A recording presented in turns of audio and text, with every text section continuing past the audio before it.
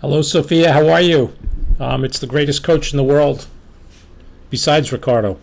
Yeah, I'm hoping because I'm saying that because he's probably going to listen to this, so I have to make sure I say something nice.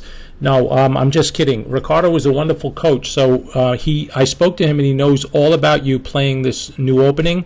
So trust me, there's going to be so many positions that both you and your opponent don't understand. So what do? Just JPC. You're going to have to explain to Ricardo what that stands for, but he definitely will know what it means, okay? So far, you played the opening twice. You had two great results. You clearly should have won the game that you lost. So just be confident, okay? I want to just show you some sidelines so you can look at the first video and use that, for some of the mainline stuff. But watch this one too, because some of the things that we didn't go over are on here. So whatever they do on move one, remember we're going to play d6. So this is on a queen pawn opening, right? Okay, so if we get c4, then we go into our e5 move. And you know what to do if they take, right? So we're going to take back, trade the queens, and then from here you should know what to do, right? Like knight f3, we play f6. I just want to show you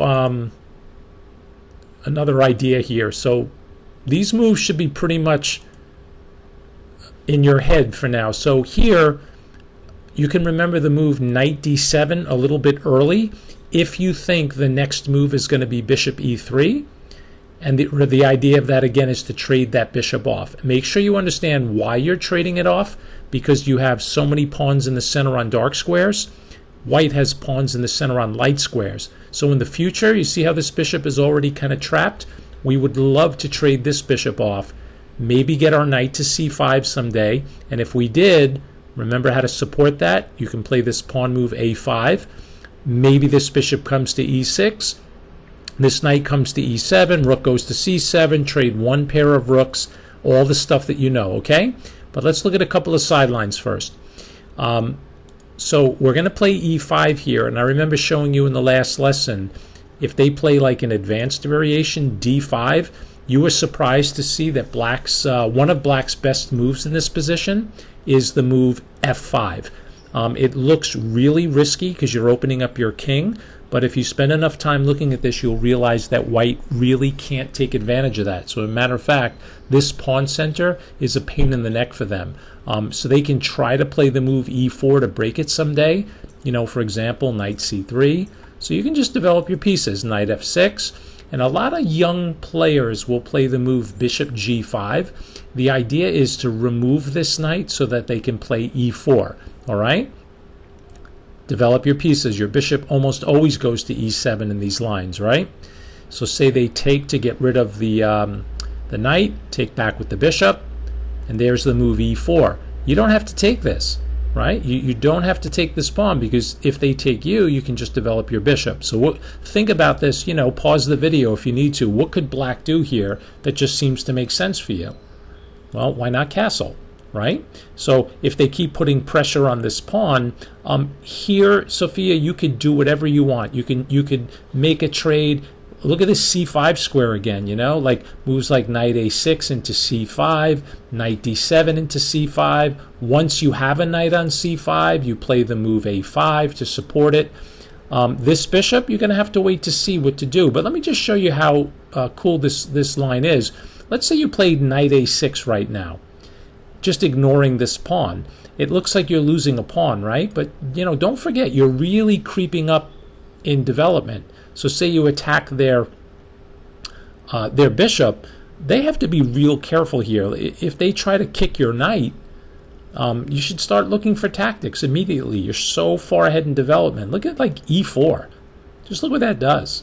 You see all that pressure on that knight up there that's hanging? There's a rook in the corner. So I am so confident that you will know what to do in positions like this that I think you're going to have a great tournament, okay? And let's go back here playing knight c5. So you just gave up a pawn. They could play a move like knight e4, but just watch how quickly you can get your pawn back. You take the bishop check, they take back here, and there it is. You have your pawn back. When they move this knight, for example, if they take here, that's with check. So you've got to guard your bishop. You just take back with your queen. Every piece is developed. You have a beautiful pawn structure. White is a little bit behind. So you're doing really well. Of course, I can't guarantee you white would play this way. I don't think this is so great what they're doing, but trust me, this could happen easily in one of your games. All right, let me show you another quick sideline. So again, d4, d6, c4, e5.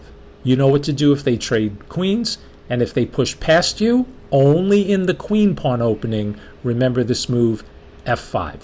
Okay? That's a pretty cool cool way to play. They can also do it in the king pawn opening, and I don't know if I put this in the other video or not. They can try to push past you.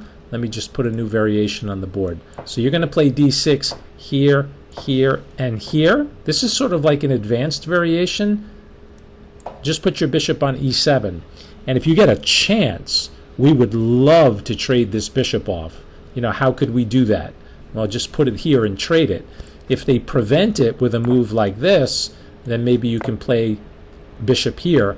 And the whole idea is to take this knight and then get rid of this bad bishop, and then you're kind of snug as a bug behind these pawns. Bring your knight out, castle. So JPC, okay? Let's see, what else do I have for you here? All right, let me go back to, let's get to this position. Okay, this comes from d4. So d4, d6, you can guess these moves, right? c4, e5, pawn takes, queen takes, king takes. Look at this line for a minute, e4. Okay, so one typical move you can play. By the way, you could always bring this bishop out here first. If you have a chance to develop that piece, just develop it. However, the move that I want to show you is it's actually a tactic that we went over in your last lesson.